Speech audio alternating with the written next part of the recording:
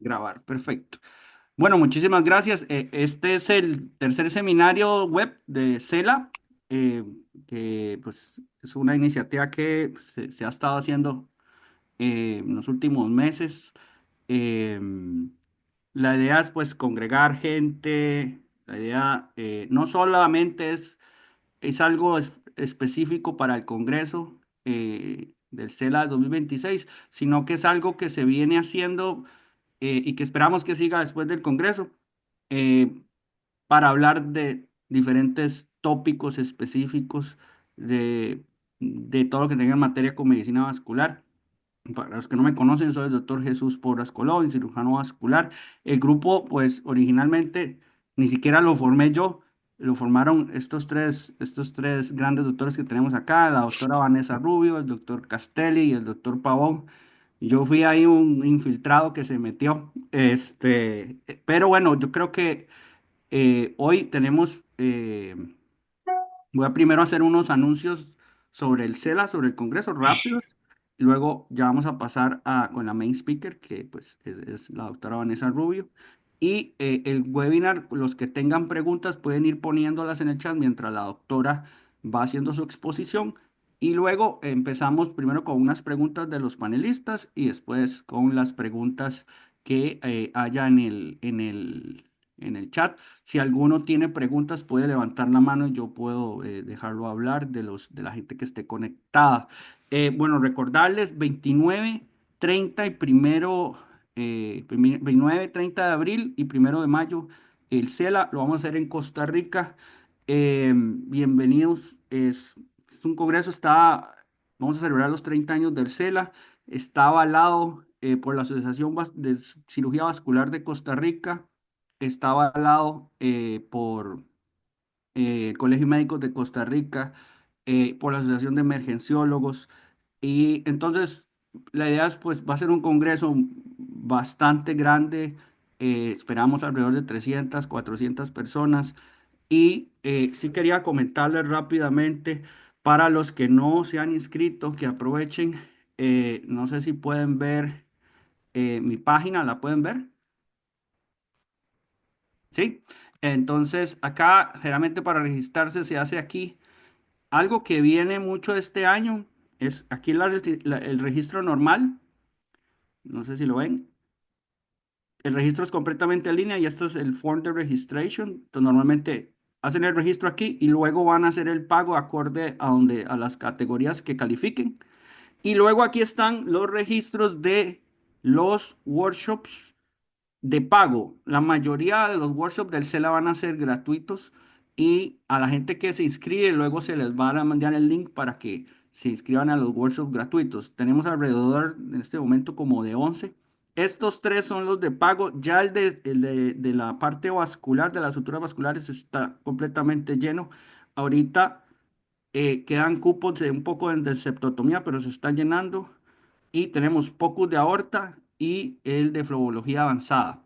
Les voy a hablar rápidamente de estos tres workshops. El workshop de tototomía, como ustedes saben, es esa técnica que se empezó a hacer hace unos años para los septos de disecciones de aorta. Lo va a dar el doctor Carlos Timarán y va a ser un curso teórico práctico donde vamos a tener como los implementos para enseñar a hacer esta técnica de una manera adecuada y presentar en cuáles son las indicaciones y en los pacientes que se debería hacer, porque no es como para todo tipo de pacientes. Este otro, el de flebología avanzada, es un curso práctico con pacientes en un centro quirúrgico en la ciudad de San José, cerca del hotel. Estos casos se van a filmar porque el centro quirúrgico tiene cámaras y ahí mismo hay un auditorio en este centro quirúrgico que se llama Infinitum. Este curso tiene cupo limitado porque la idea es mostrar la mayoría de las técnicas modernas para el tratamiento de enfermedades venosas. Entonces ahí vamos a ver lo que es ablación por radiofrecuencia, ablación por láser, ablación con técnicas no termales, ablación con láser. Entonces, la idea es, se van a hacer alrededor de 5 casos por expertos. Y entonces estén pendientes a las redes sociales. Estamos en Facebook, LinkedIn y YouTube con información y sobre los speakers de este workshop práctico que es bastante bueno y creo que va a ser de mucho provecho para cualquiera que quiera hacer cosas o ver todas las técnicas que se están usando contemporáneamente para la parte de flebobología. Y el de POCUS de aorta. Es un curso básicamente que va a tener certificación por la organización WinFocus y por CELA, que lo que hace es enseñar a todo lo que es ultrasonido aórtico y además la parte del ICS y ultrasonido aórtico desde el punto de vista también de emergencias. Entonces, como para no atrasarnos más, vamos ya a empezar con la charla. En esta charla nosotros tenemos el placer de tener a la doctora Vanessa Rubio. La doctora Vanessa Rubio es pues muy conocida a nivel latinoamericano. eh, Ha mostrado demasiado liderazgo en todo lo que es patología aórtica, patología venosa. Es miembro del CELA y es parte de la junta directiva del CELA. Además, también es miembro y es parte de la junta directiva de cirujanos de habla hispana. Eh, entonces, para nosotros es un honor tenerla hoy y que pues nos dé esta charla sobre este tema que es sumamente controversial y sumamente que no todo mundo lo maneja y que este advenimiento de tecnologías endovasculares ha venido a ayudar a muchos pacientes. Nosotros vimos cuando esto empezó, mucha gente no creía en la parte de cava superior y cómo esto ha venido a ayudar mucho. Entonces, sin más, pues vamos a ver si empezamos con la charla de la doctora. Más bien, muchísimas gracias por su tiempo, doctora, y poder, ojalá, pues aprovechar mucho de todo ese expertise y todos sus años de experiencia en este tópico. Muchas gracias, Jesús. Al contrario, yo estoy muy honrada por poder participar. Una disculpa por la voz, ahí no fue buen timing, pero realmente agradezco la invitación y es un honor poder estar en este grupo. Muchas felicidades por todas las iniciativas con el Congreso. Creo que será un congreso muy, muy interesante y realmente los invitamos a que puedan participar. Voy a empezar a compartir la pantalla y para empezar a pasar la presentación. Un momento, aquí estamos. Bueno, prácticamente, como mencionaron, es un tema controversial. Creo que realmente es importante ofrecerles a estos pacientes una alternativa de tratamiento para mejorar su calidad de vida. Y no solamente eso, sino también mejorar ese riesgo que tiene de progresión que puede llevarlos hasta la muerte. Entonces, bueno, es una obstrucción severa de la vena cava superior asociada a diferentes factores, tiene distintas etiologías. En todas ellas se asocia una hipertensión venosa severa, en el cual pues esto, la severidad de la misma va a relacionarse con la presencia de colaterales o la presencia de la severidad de la estenosis, pues. Entonces, aquí los pacientes debemos buscar mejorar el alivio de su sintomatología y tratar la enfermedad que está ocasionando este problema o en lo posible tratar de mejorar esa calidad de vida en el paciente. Entonces tenemos que la mayoría de las causas son causas malignas, generalmente en forma histórica han sido causas malignas asociadas usualmente a tumores torácicos como los tumores pulmonares, linfomas, etcétera. Sin embargo, cada vez aumentan más la tendencia de tener causas no malignas y estas obviamente van relacionadas a la introducción de dispositivos endovasculares, como puede ser pues, los catéteres venosos centrales, los pacientes que están en hemodiálisis con sus catéteres para la diálisis, y pacientes que tienen catéteres para tratamiento oncológico. Además, también pues hay otras causas asociadas a los tratamientos de radioterapia. Entonces, en estos casos realmente antes se recomendaba hacer un tratamiento de radioterapia dirigida, por ejemplo, a los tumores, etcétera. Ahora, sin embargo, el tratamiento de primera intención se ha modificado a ser de un tratamiento de radioterapia a un tratamiento endovascular. Esto asociado a que el tratamiento endovascular va a dar mejoría en una forma rápida de que el paciente tenga mejoría de sus síntomas, hablando de una severidad importante.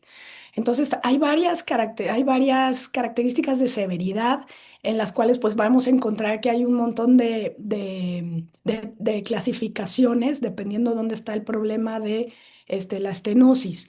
De acuerdo a la severidad del problema, podemos tener pacientes que a lo mejor en imagen tienen un síndrome de vena cava superior, sin embargo se mantienen asintomáticos. Y esto puede asociarse a la presencia de colaterales que están entrando a drenar esa hipertensión venosa. En casos leves son pacientes que van a tener algo de edema facial o de cuello y pacientes que pueden tener en casos más severos, pues ya pueden tener algo de edema. Esto va a progresar, el paciente puede referir incluso disfagia o podemos escuchar que el paciente ya tiene hasta dificultad para respirar con disnea y algo de compromiso hemodinámico. Y posteriormente, pues en casos severos esto lleva a la muerte. Es importante sospecharlo en pacientes que veamos en consulta con catéteres centrales, que podamos valorar que tienen edema facial, por ejemplo, como en la fotografía de la derecha, pues estos pacientes congestivos hay que sospecharlo y vamos a empezar a buscar la presencia de venas colaterales a nivel de tórax anterior y podemos empezar a sospechar esto para ir dirigiendo el interrogatorio hacia los síntomas que pueden tener los pacientes. Esta es una maniobra descrita en la cual podemos ver nosotros pues esta plétora facial cuando el paciente eleva los brazos. Muchas veces también se asocia cuando el paciente o el paciente lo refiere cuando baja la cabeza para anudarse los cordones de los zapatos, etcétera, pues va a presentar esta plétora tan importante y esto nos puede orientar a sospechar que existe un problema de una estenosis venosa central. Como mencionaba, hay tipos de síndrome de vena cava superior dependiendo cuál es el problema o en dónde está ubicado, en los cuales podemos ver que varía la severidad y que muchas veces el drenaje colateral se lleva a cabo por la hemiácigos y la ácigos. Entonces, vamos a ver que también dependiendo la localización va a ser también mayor severidad.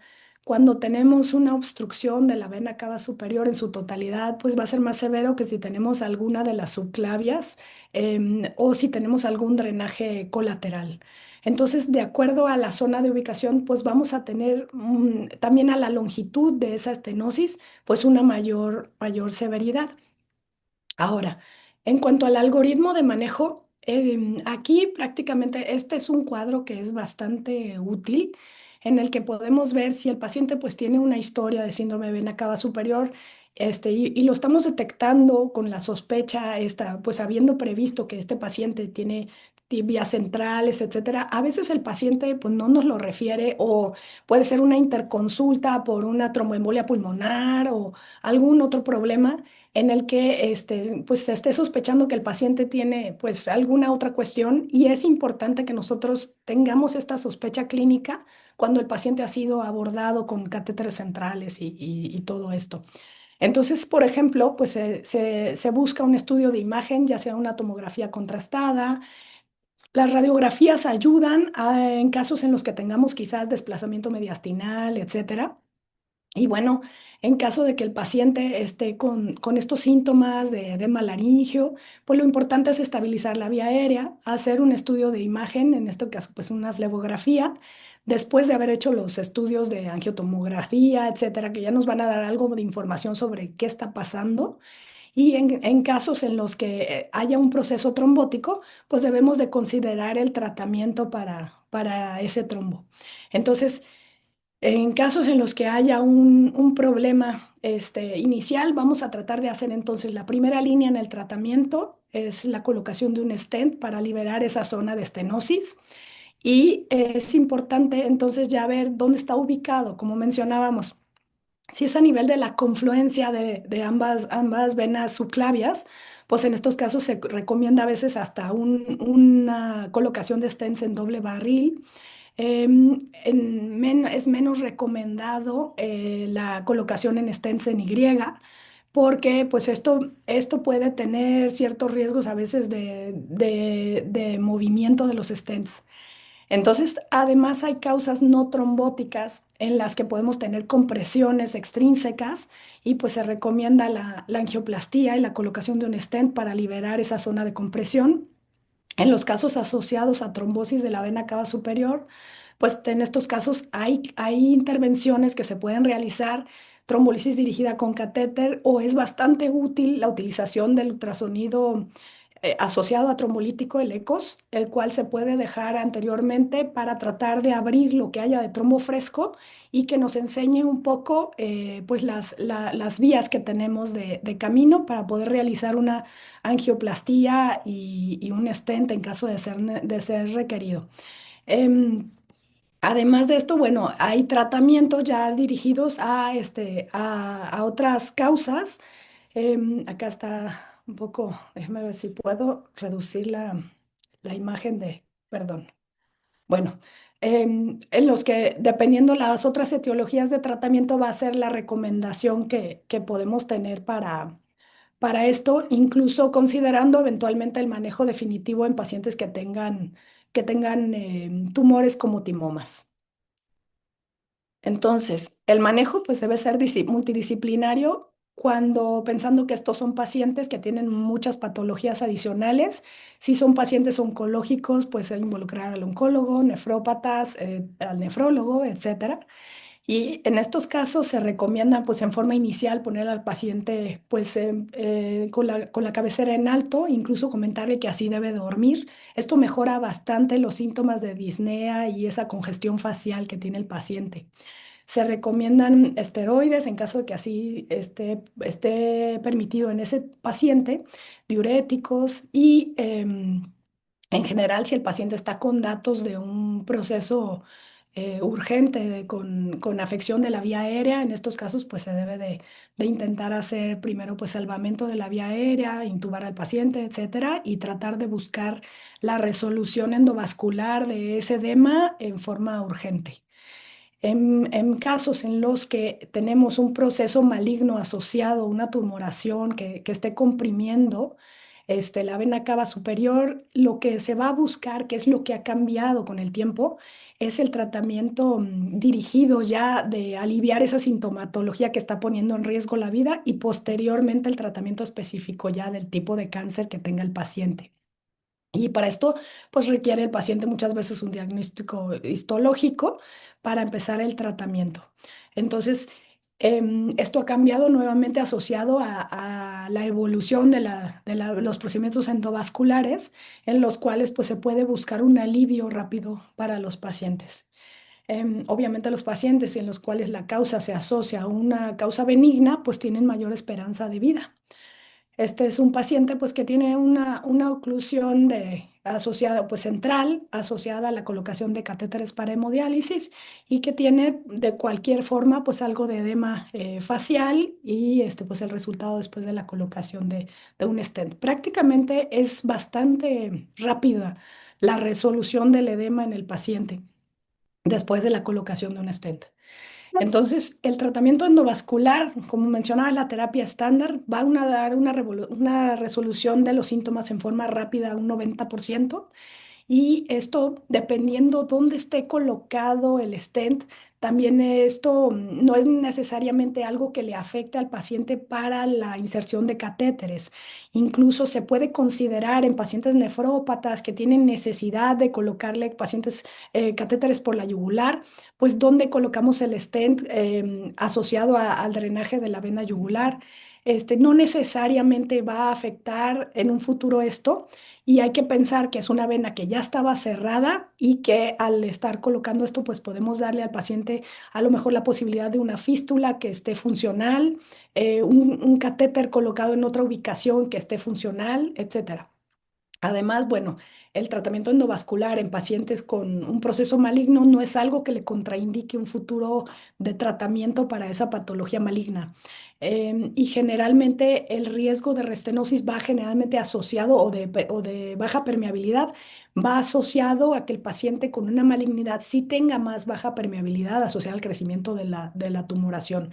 Sin embargo, el paciente benigno, pues esto es otra cuestión, asociado más bien a la fibrosis que ocurre en el interior de la vena por la presencia de los catéteres a nivel intraluminal. Es un procedimiento que se asocia con pocas complicaciones intra y postoperatorias y prácticamente, bueno, podemos ver de en forma inmediata, pues el paciente que está en sala y posterior a terminar el procedimiento, cómo mejora el edema prácticamente en unos minutos después de la colocación del stent. Entonces, en casos en los que se logra, pues la reapertura, esto funciona bastante bien. Vemos algo de la red venosa colateral que podemos buscar. Muchas veces es discreta, no es tan evidente, pero pues sí, el resultado es bastante satisfactorio. Algunas de los tips para este tipo de intervenciones, a veces requerimos de varios accesos, accesos por ambos brazos, ¿no? Accesos incluso por la yugular en ocasiones. Todo hay que procurar que sea guiado con ultrasonido, accesos por las femorales y muchas veces, bueno, lo más importante es cruzar la lesión. Si tenemos dificultad a veces al avance de guías, muchas veces nos ayuda a venir por un snare de otra vía para tratar de formar este riel para el manejo y avanzar los balones. Es importante hacer una dilatación progresiva, empezar con un balón pequeño e ir aumentando. Em, Esto logra pues que pues no tengamos una ruptura en forma inicial, entonces ir poco a poco creo que es bastante prudente y nos previene en casos trombóticos en los que a lo mejor no hayamos usado trombolítico previamente, pues la migración de ese trombo a lo mejor en forma inicial usando un balón más grande. Esta predilatación va a facilitar el avance del stent y que podamos luego colocarlo. Entonces, también no es recomendable sobredilatarlo porque podemos tener algún proceso asociado a ruptura.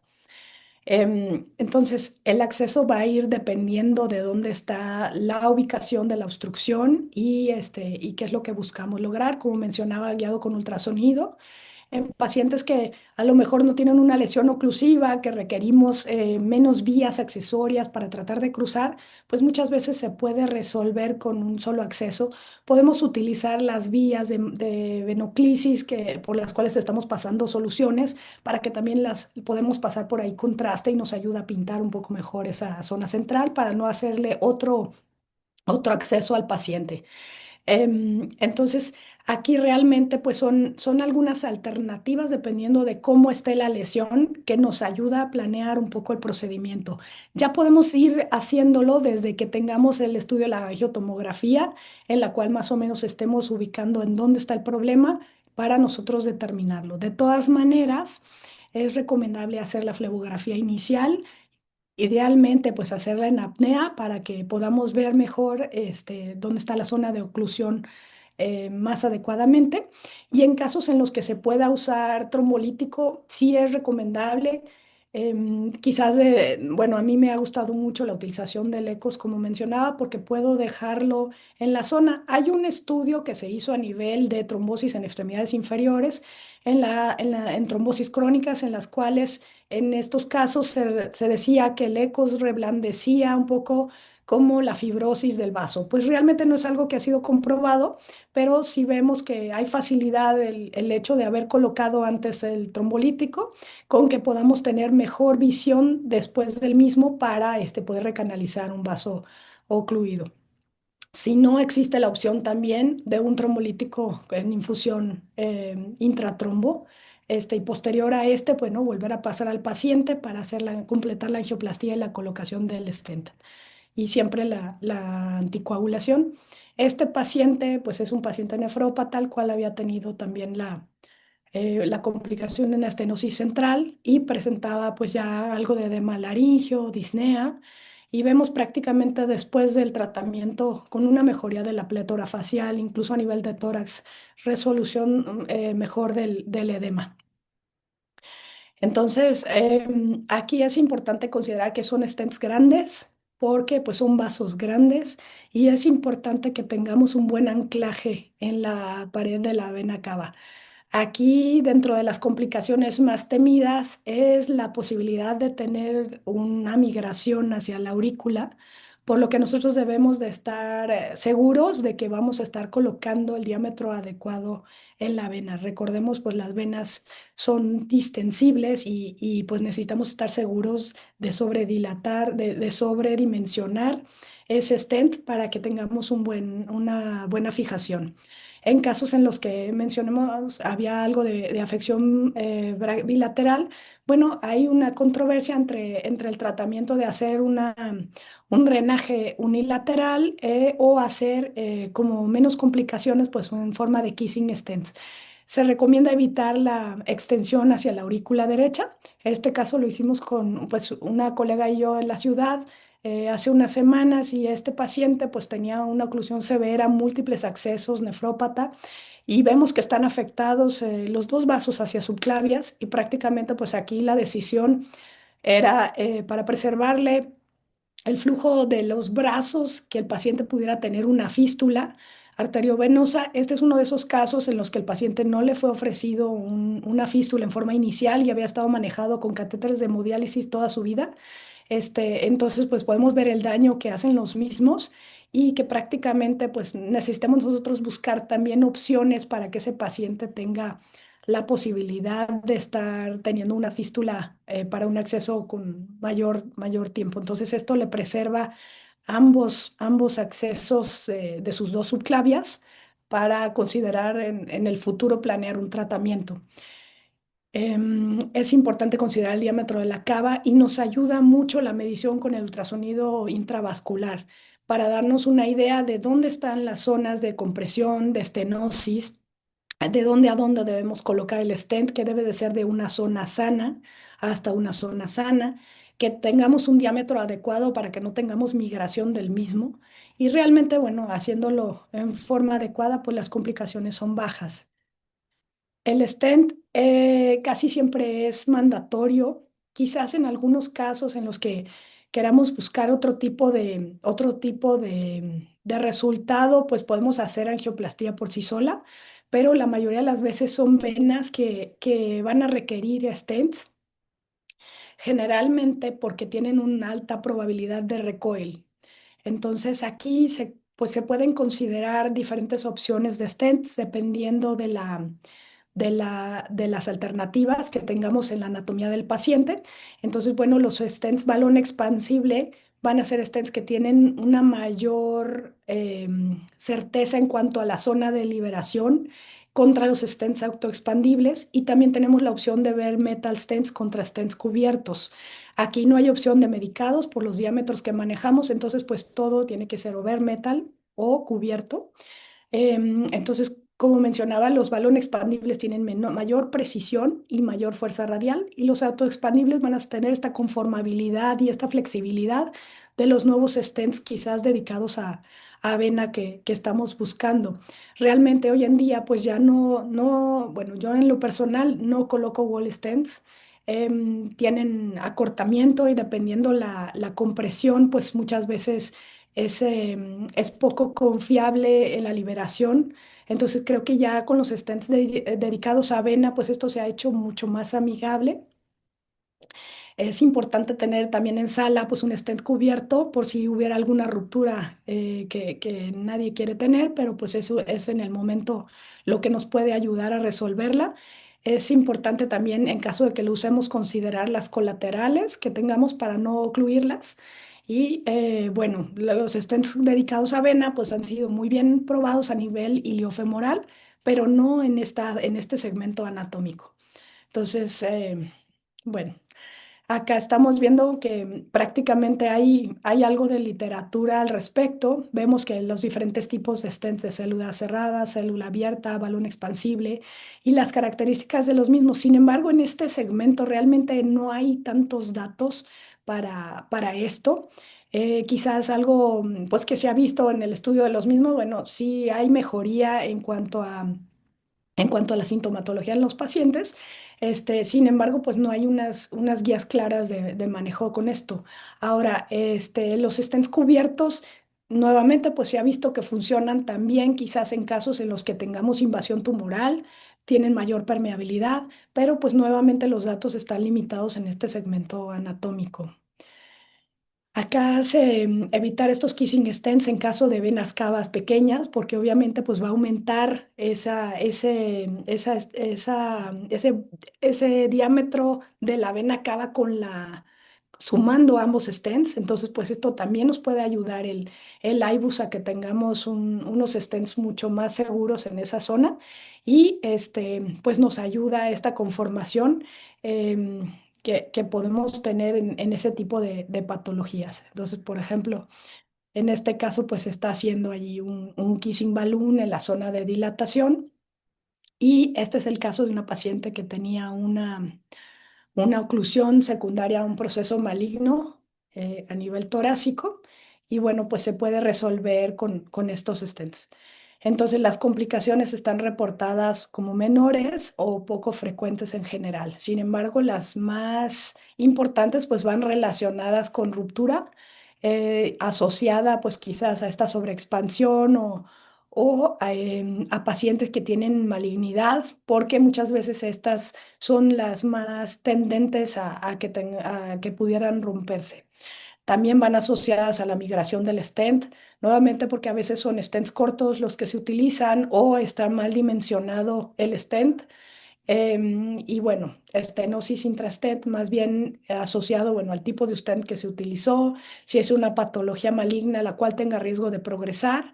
Está reportado algo de edema pulmonar en pacientes en los que, y tamponade quizás, en pacientes en los que tengan con esta reapertura en forma como rápida, pues puede tener el paciente cambios hemodinámicos que pueden provocar este edema. Sin embargo, está relacionado a complicaciones raras, realmente no es algo frecuente y normalmente pues es un proceso que mejora con muy buena efectividad la calidad de vida de los pacientes y la posibilidad, sobre todo en pacientes, por ejemplo, nefrópatas, que tengan opciones de mantener esos accesos en forma tardía. Se recomienda la vigilancia, perdón, de estos stents después de colocarlos, pues cada 3 meses y estar vigilando a esos pacientes para estar viendo que estén permeables los stents. Entonces, anteriormente la primera línea de tratamiento era la radioterapia. Sin embargo, pues esto ha cambiado debido a que había un retraso pues en el diagnóstico histológico, a que son mucho más rápidos los procedimientos endovasculares en mejorar esta situación de involucro de vía aérea, edema cerebral, etcétera.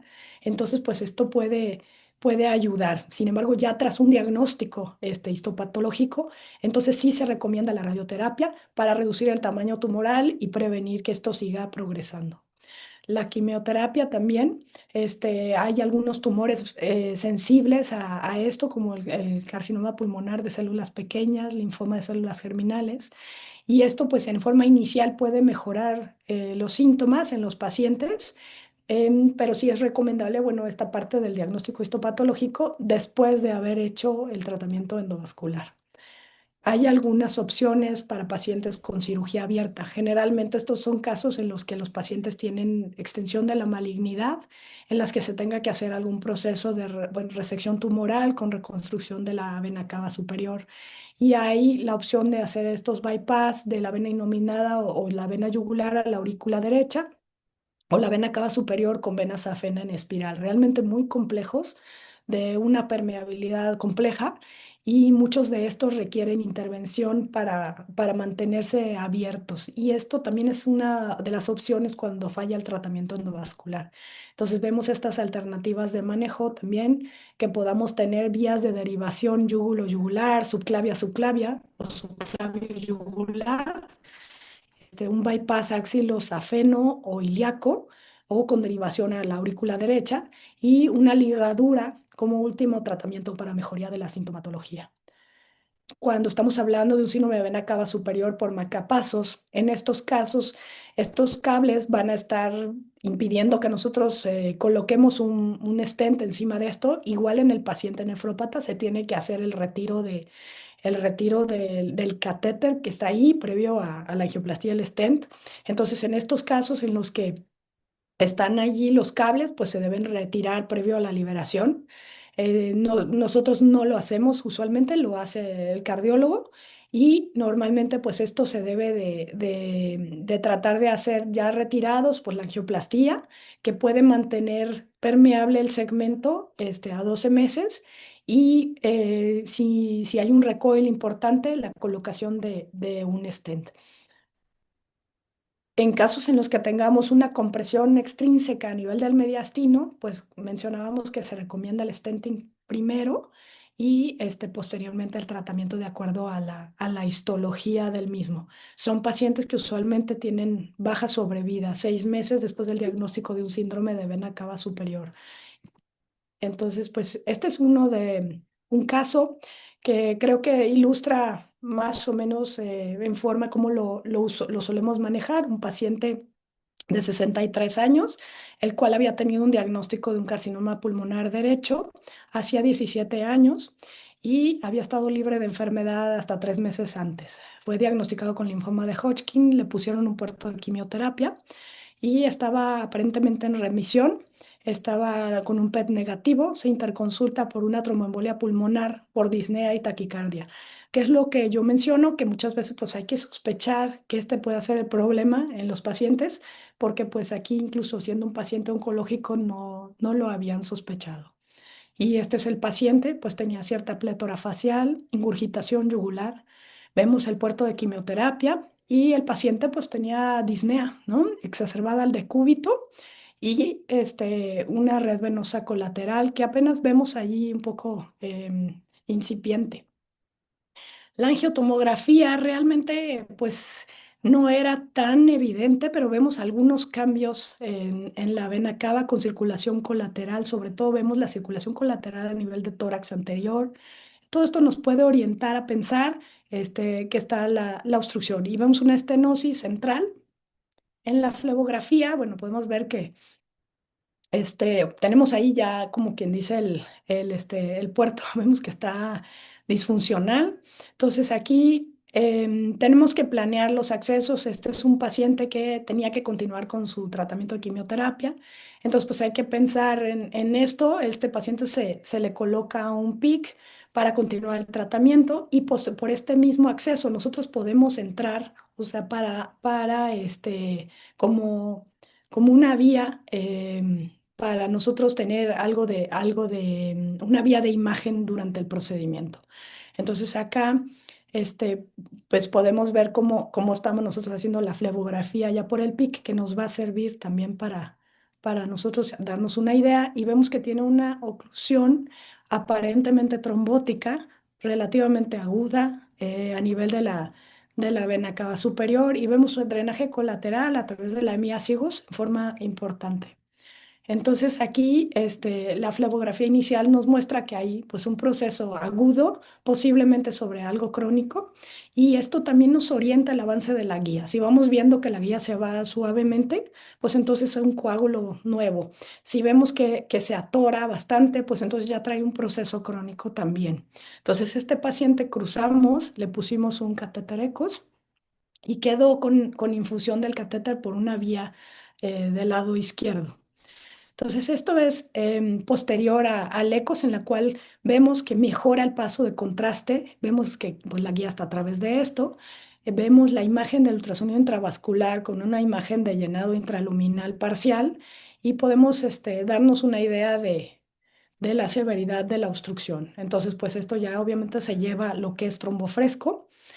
Y aquí, con el IBUS, nosotros también hicimos medición de los diámetros para determinar cuál era el mejor stent en la zona.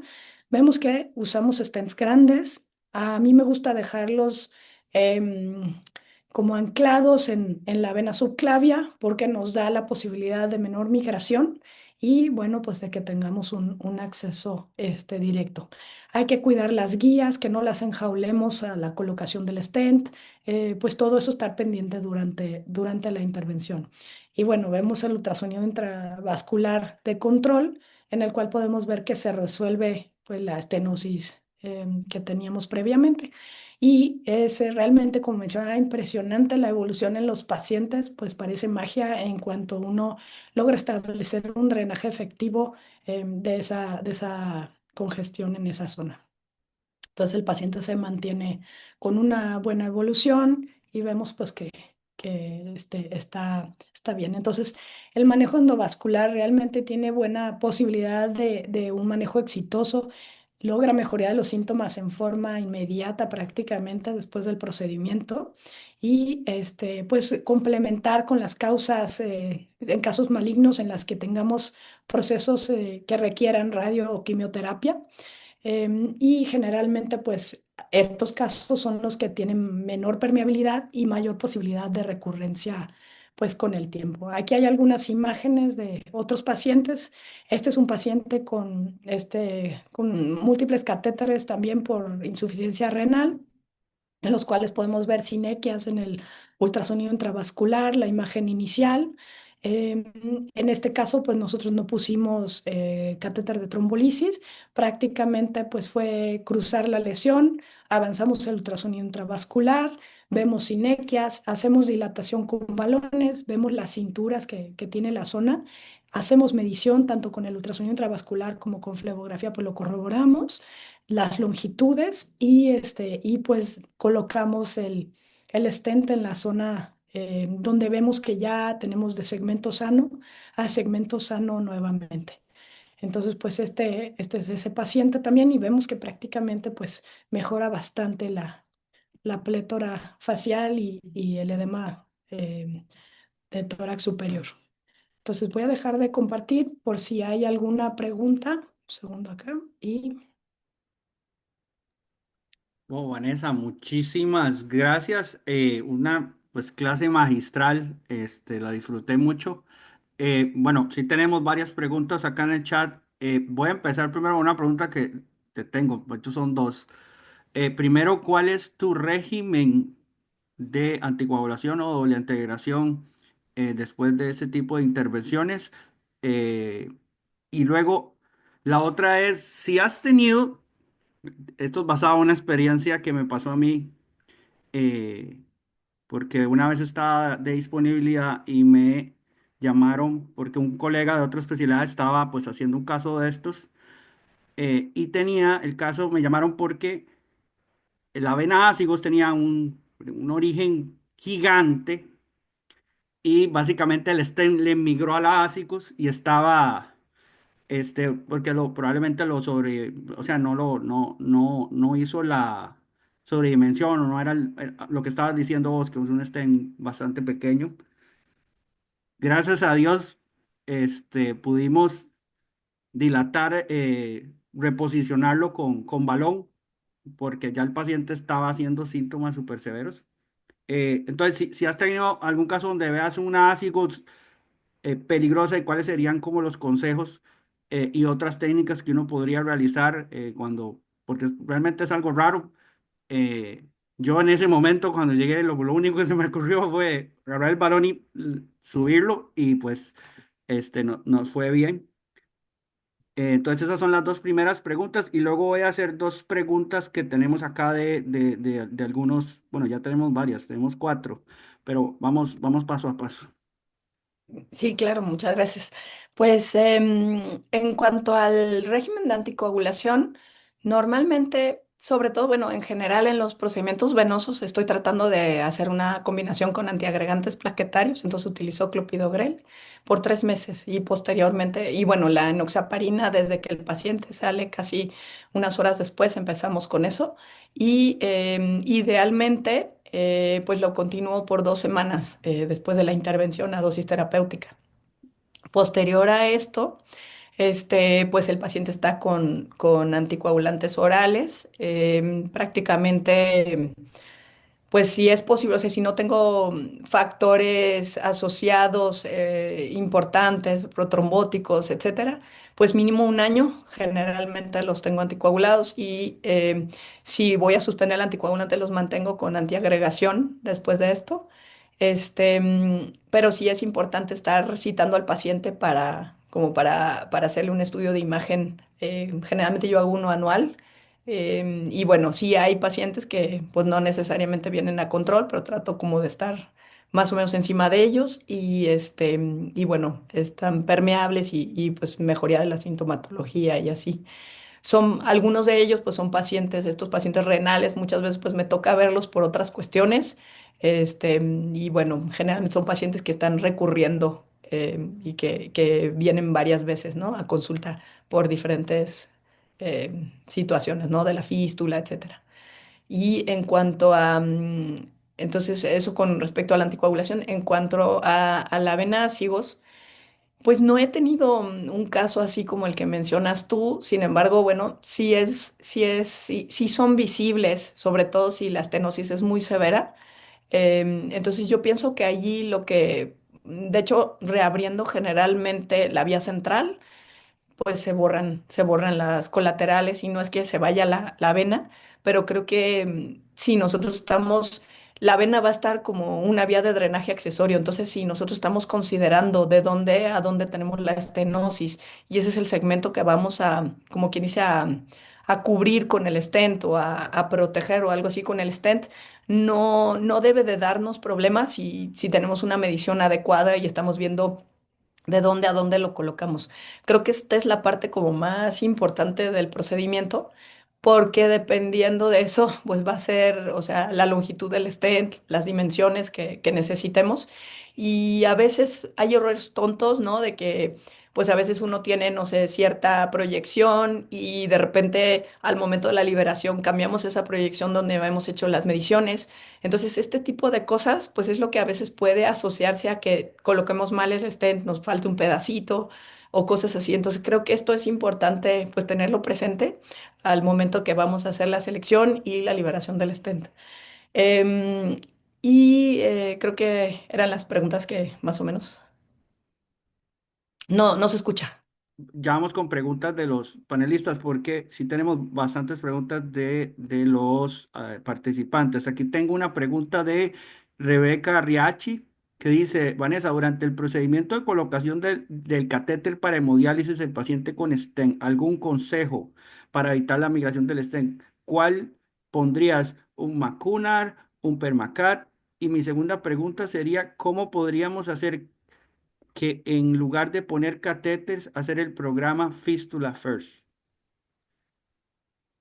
Pues eso es, de hecho hay quien promueve, hay incluso compañías que están promoviendo Fistula First, precisamente buscando, bueno, que podamos preservar los accesos lo más que podamos. Pues sabemos que a veces es una situación comercial dependiendo de los países y pues cómo está administrativamente organizado esto, también quiénes son los médicos tratantes que reciben estos pacientes también y es a ellos a quien les toca generalmente pues hacer la derivación para que se les haga la fístula. Y a veces no pasa de ahí, pues el paciente si no se entera por otro medio, como pueden ser las redes sociales, un amigo doctor, etcétera, pues ese médico que recibe al paciente pues es el que debería derivarlo y muchas veces pues no somos nosotros, ¿no? Entonces creo que esto a lo mejor puede ir dirigido a educar a la población general de que el paciente que es diagnosticado con insuficiencia renal, que debe ir a hemodiálisis, pues idealmente a lo mejor le ponen su catéter de entrada para dializarlo, pero ese paciente deberá recibir una fístula, porque creo que si nosotros no vamos a tener contacto con ese paciente, porque la mayoría de catéteres muchas veces ya los están poniendo también los mismos nefrólogos. Entonces sí creo que es algo que a veces debe ir a la población general, o si son hospitales que pues tienen cierta administración gubernamental o así, pues ya tendrán establecido a lo mejor algunas directrices de manejo, las cuales sí se haga de esa manera. Pero bueno, aquí sí depende mucho de la cuestión administrativa y pienso que lo importante va a ser la educación al paciente.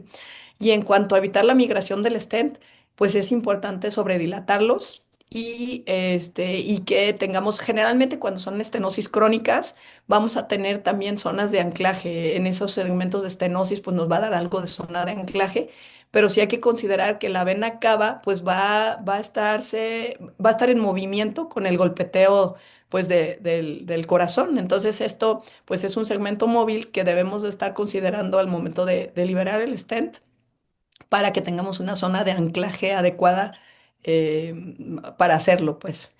Entonces yo como estrategia pues personal pues sí lo coloco hacia la vena subclavia que nos puede dar un poco más de, de anclaje en ese segmento. Y haces un oversizing que 20%, ¿cuál es tu, más o menos por ahí? Sí, más o menos. O sea, por ejemplo, si yo tengo una vena que mide, no sé, Pues 20, pues miré por un stent 22, ¿no? Si mide igual, pues 16, pues utilizo un 18, eso mínimo. No debe ser uno a uno. Ok. Y considerar, bueno, también que pues la estamos colocando en una zona de estenosis, entonces pues también eso va a dar, como menciono, pues cierto anclaje. Y si vamos a la subclavia, en ese segmento, pues voy a tener una zona de anclaje en una vena más pequeña, que también eso me ayuda pues a que tenga menor movilidad. Nos hace una pregunta acá muy buena el doctor Andrés Marín.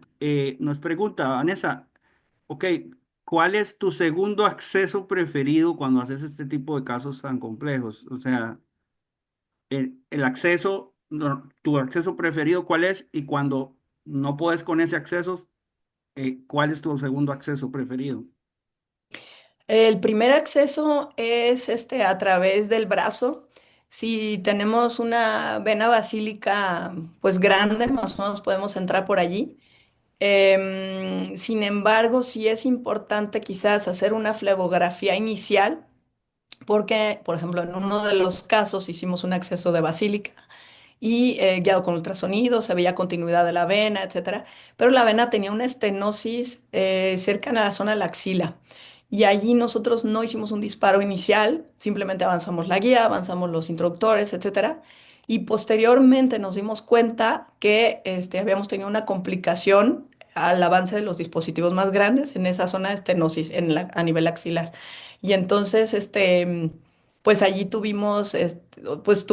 se nos rompió la vena en esa zona, ¿no? Entonces, pero prácticamente fue asociada a que no hicimos el disparo inicial. Entonces, sí es importante, yo pienso que, pues después de la punción, quizás hacer un disparo, asegurarnos que esa vena llegue bien al drenaje central, en vez de pasar la guía de todo de una vez para tratar de resolver la parte central, pues empezar como desde el acceso.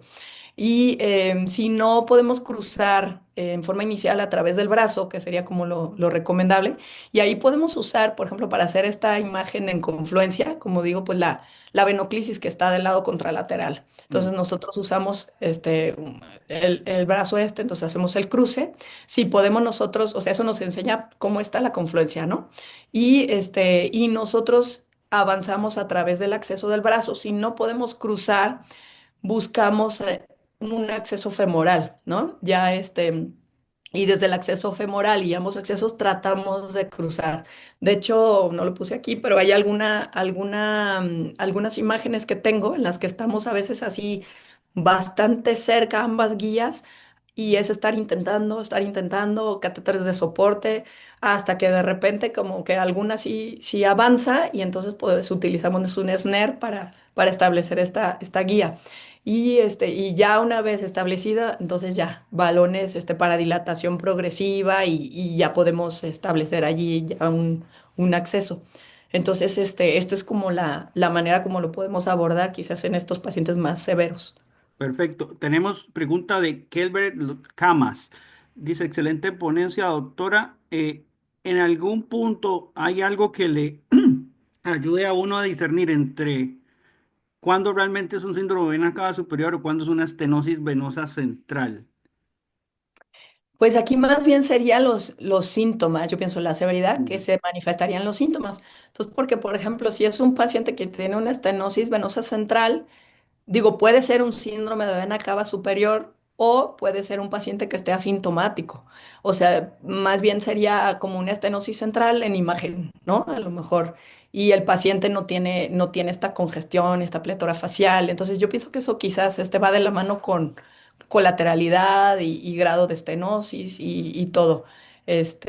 Más bien creo que eso es lo que, lo Ok, que aquí tenemos una pregunta de Perú que me parece muy interesante porque a veces ese es un escenario que hay pues en hospitales regionales. Entonces, la doctora pregunta que lamentablemente a veces pues hace el caso, pero no tiene el stent. Entonces, el stent lo tiene que pedir después. Entonces, que lo primero que hace es pues la angioplastía. Entonces, ¿qué, ¿cuándo, cuánto tiempo máximo podríamos esperar para colocar un stent? Es una pregunta muy latinoamericana, pero me parece válida porque sí, pues hay lugares donde esa situación pasa. Entonces, sí, ¿qué consejo le daría a la doctora? Sí, pues mire, a veces las trombosis de subclavia, nosotros las manejamos algo similar, más que nada porque van un poco como lo recomendado en su clave al ser un síndrome de compresión por opérculo torácico, pues se recomienda más hacer trombectomía, ¿no? Limpiar ese coágulo y luego angioplastía y ya. O sea, eso es en teoría el manejo inicial, anticoagular al paciente. Entonces, supuestamente allí, entonces observamos si hay mejoría de los síntomas, el brazo no claudica, el paciente no se retrombosa, pues ahí quedó, como quien dice. Ahorita lo extrapolo a la pregunta, ¿eh? Pero si ese paciente se retrombosa, entonces es un paciente que va a requerir resección de la costilla, ¿no? Porque ya estamos buscando que ese paciente va a seguir teniendo la compresión, no va a funcionar, entonces, bueno, en ese caso, pues se vuelve a reabrir, se hace trombectomía, se pasa al paciente a descompresión o se puede pasar a descompresión y posteriormente trombectomía, angioplastía y la colocación de un stent. Pero en este caso, o sea, se difirió, como quien dice, la intervención. Yo pienso que aquí, pues digo, en esa situación a lo mejor no es lo ideal pues asociado a cada quien en su hospital, pero yo pienso que pues no pasa nada, o sea, hay mejoría de que le mejora los síntomas al paciente y la angioplastía va a mejorar temporalmente a lo mejor, o a lo mejor parcialmente, a lo mejor no es una mejoría tan significativa, pero va a haber algo de mejoría. Debe de anticoagularse el paciente. Si por algo se retrombosa asociado a que tenga mucho recoil las venas, pues se tiene que, en un momento dado, ya teniendo el stent, pues se vuelve a pasar y ya con el stent se coloca. Si no hay retrombosis, bueno, sirvió para medición y sirvió para mejorar en esa forma inicial, pues lo que el paciente tenía como una emergencia. Ok, tenemos Manuel. Manuel quiere tomar la palabra. Cuéntenos, Manuel. Hola, primero que todo, Vanessa, espectacular tu charla, la gráfica, las clasificaciones. O sea, como dijo Jesús, me la gocé, aprendí un resto, o sea, increíble, fantástico. Felicitaciones, siempre soy fan de tus charlas en el CEL, así que ahí empecé viéndote. Eh, y esta pregunta, como dice Jesús, me meto en la respuesta que tú diste un poquito, le hace parte de la idiosincrasia latinoamericana, ¿no? Nos vemos enfrentados a manejar con creatividad, nos llegan las guías espectaculares de Europa, de Estados Unidos y después va en la creatividad y en la forma en que manejamos los recursos disponibles para nosotros. Definitivamente hay dos cosas, ¿no? La, el sobrediagnóstico de las oclusiones como trombosis, que en estos casos la gran mayoría son procesos mecánicos del trauma, ya sea del flujo de las fístulas o del cuerpo extraño de los catéteres, que lleva a estas reacciones inflamatorias que llevan a la fibrosis de las venas. Y ahí una de las respuestas que yo le daría a la doctora que nos pregunta desde Perú es, el primer manejo es una angioplastia con balón. Por guías, angioplasia con balón, y si logramos un recoil que es menor del 40%, dicen las guías que podemos irnos tranquilos para la casa. Yo en la práctica mía particularmente no me siento cómodo haciendo eso, pero digamos que no es descabellado, está sustentado científicamente, legalmente, porque también estamos expuestos a hacer algo de medicina a la defensiva, como había un libro por ahí que leí hace poco, medicina a la defensiva, pero está totalmente justificado si son los medios que tienes, los que tienes, haces tu angioplastia, si hay un recuerdo menor del 40%, terminas procedimiento, evalúas después clínicamente y si ya tienes el stem, miras que si lo necesitas lo pones. Y es una conducta totalmente coherente y correcta. También quizás en eso de la idiosincrasia de Latinoamérica a veces no va a estar disponible el IBUS. Entonces, en estos casos, pues es importante tener otras herramientas, ¿no? Podemos hacer proyecciones en diferentes posiciones y esto también es útil al momento de estar cruzando, ver si seguimos en el mismo canal o ya nos salimos a lo mejor del vaso. Pero, pues esto ayuda bastante también para ver en esas proyecciones los diámetros, también los balones, ¿no? Si metemos balones de cierto tamaño, ver cómo se comportan dentro del vaso y ver si tienen cinturas, en dónde están las cinturas, y esto nos ayuda a determinar por las zonas de anclaje también. Digo, eso pasa en Latinoamérica, así que Mariano, ¿tenés algún comentario? No, primero felicitaciones, Vanessa, sí, muy, muy interesante y muy completa y abarcativa la charla. Y sí, dos preguntas que tenía para para hacerte. Una, la etiología de la compresión te cambia el tipo de stent que elegís, si es benigno o si es maligno y por ahí necesitas mayor fuerza radial, o preferís poner stent forrado en un stent maligno porque tiene más riesgo de ruptura y en la benigna pones un stent venoso dedicado. Y lo otro que te iba a preguntar, bueno, un poco se charló recién, voy a la anti-realidad latinoamericana con mi pregunta y la hago desde mi posición de casi talibán del IBUS, si es que tus mediciones las haces con IBUS o con qué métodos. Sí, en cuanto a la pregunta, sí, creo que el hecho de que sea, dependiendo de la histología, por ejemplo, en casos de fibrosis mediastinal, pues suele ser progresiva y normalmente pues va, pues sí lleva pues a una oclusión con el tiempo, entonces se recomiendan los stents cubiertos para mayor permeabilidad. De inicio, la verdad es que considero más bien los de células abiertas en otro tipo de etiologías. Y sí tener en sala el cubierto da mucha tranquilidad. Em, Pienso que más bien la forma inicial de manejo creo que sería con stents abiertos, a menos de que esté pensando que sea algo bastante severo o que tenga un proceso, pues que tenga un alto riesgo de ruptura a la vena o se pueda ver que a la dilatación pudiera tener algún problema. Creo que vale la pena usar un stent cubierto. Y en cuanto a la otra pregunta era, perdón.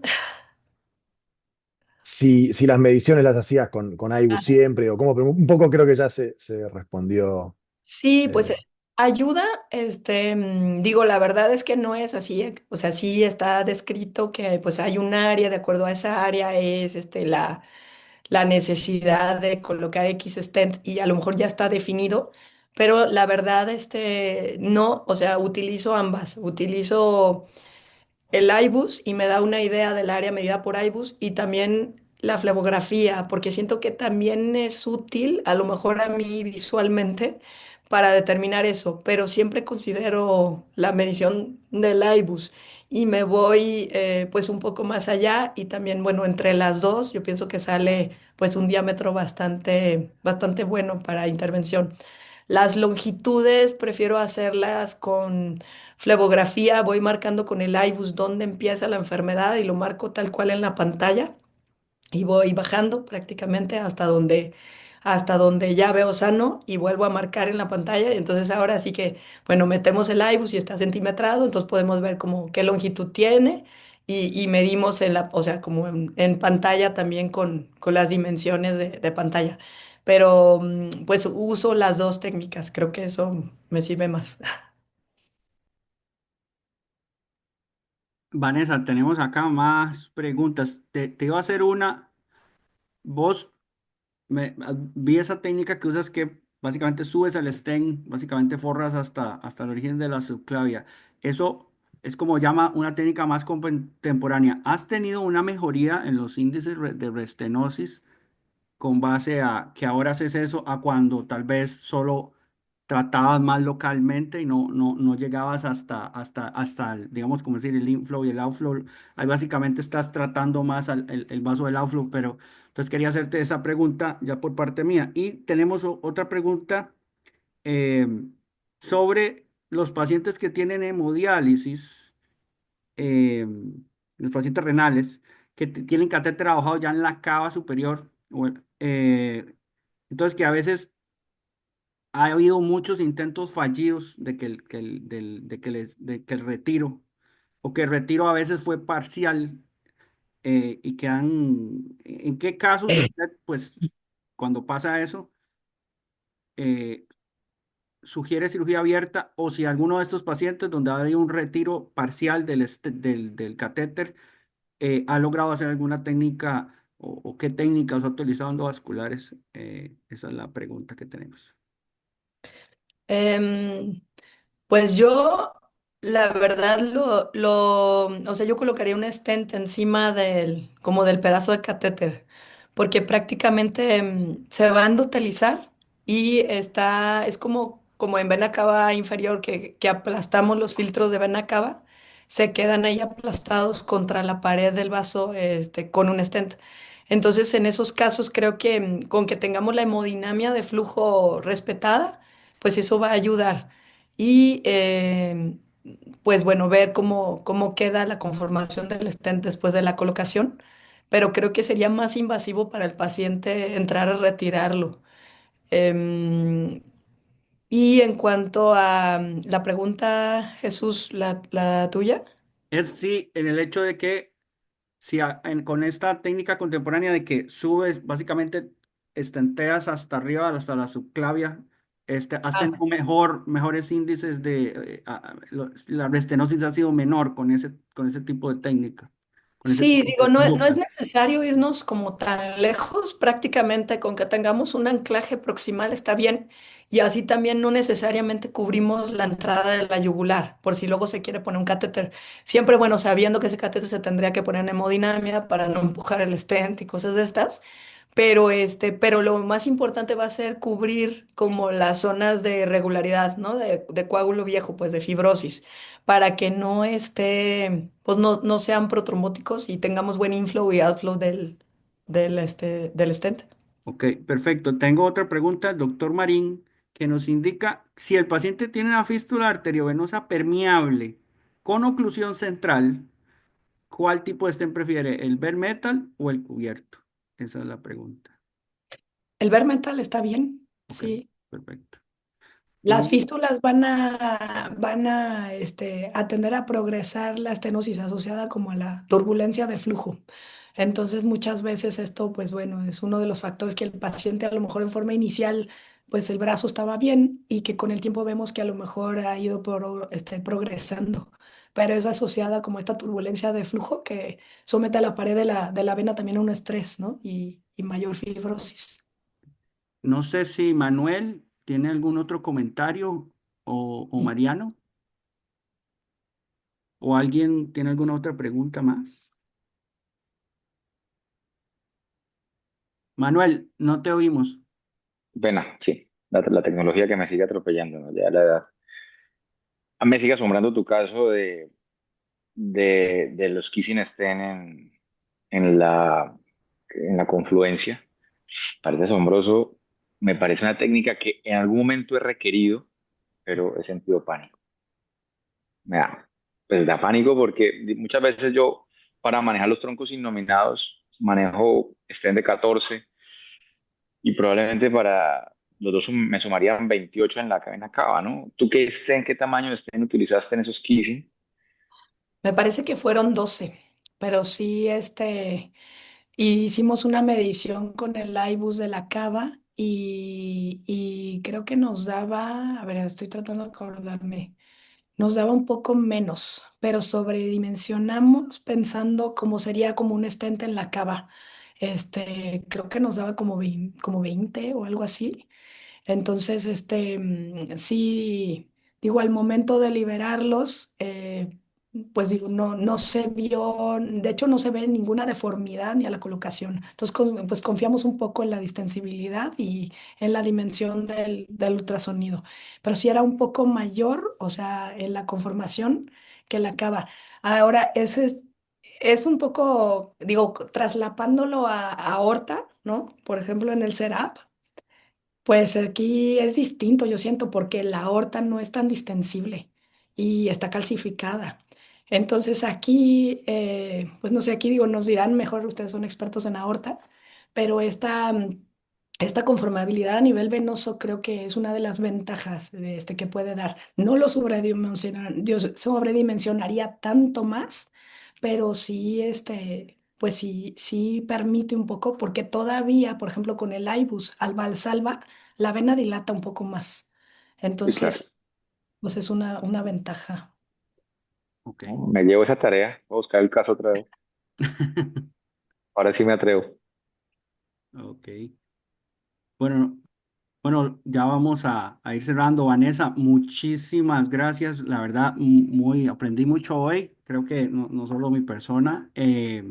Y nada, creo que este tipo de patologías todavía estamos aprendiendo y va evolucionando. Recordarles, ¿verdad? A todos inscribirse en el CELA y estar pendientes de pues, las redes sociales. Vienen cosas muy interesantes. El primer anuncio que vamos a hacer es que debido a que pues en Brasil hay muchas personas que están relacionadas al CELA y ha habido mucho interés en el Congreso. eh, Vamos en los próximos meses a hacer un webinar, un seminario web que lo va a liderar el doctor Pierre Galvani, el presidente del CELA, completamente en portugués.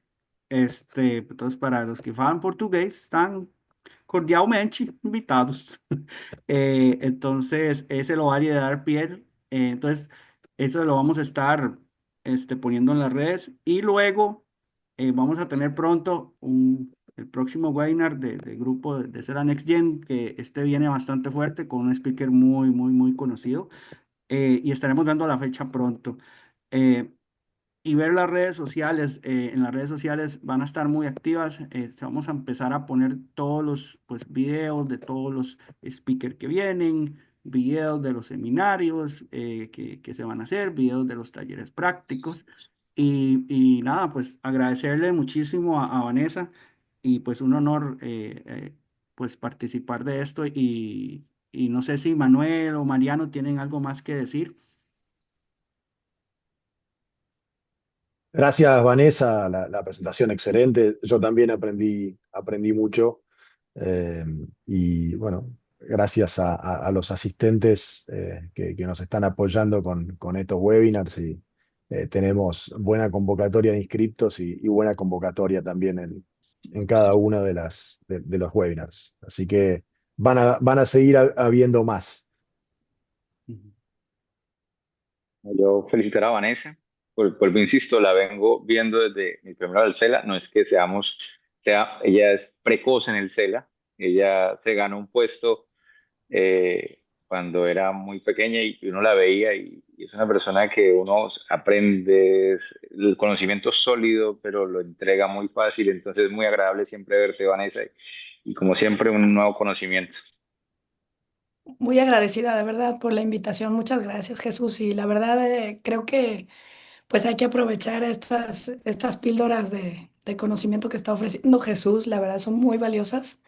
Y pues vayan al CELA, creo que les va a gustar mucho el Congreso. Bueno. Nos vemos en Costa Hasta Rica. luego, nos vemos en Costa Rica.